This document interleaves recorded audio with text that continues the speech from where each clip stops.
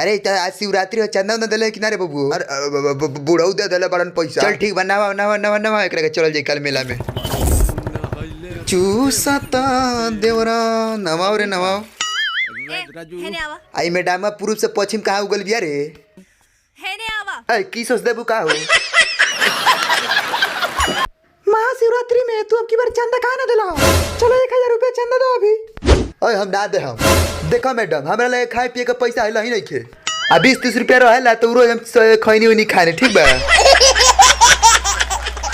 ए सुनो देखो देखो देखो हमनी के लगे पैसा नहीं खे तो शिवरात्रि में हमनी चंदा कैसे दिए बताओ? बाबू बैंक लूटे पड़ी बैंक बैंक क्या बोल रही है ये? ठीक बा चाचा ठीक बा बैंक लुटाई लेकिन सुना हमार बतिया केहू कह के अब की बार चंदा देही का पड़ी यार।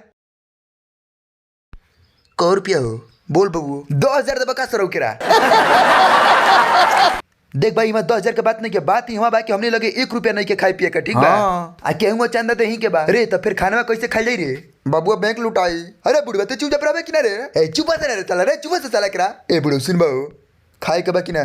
खाए के बा तो चंदा दियाई। हाँ दियाई तो फिर खाना केन खइबो रे? पहले चंदा देने जाके। तो महाशिवरात्रि का वीडियो तार लोग कैसा लगा भाई लोग कमेंट करके जरूर बताइए लो। आ चैनल पर नया बार लो तो चैनल को सब्सक्राइब कर लो ऐसा भोजपुरी में कॉमेडी देखे खातिर।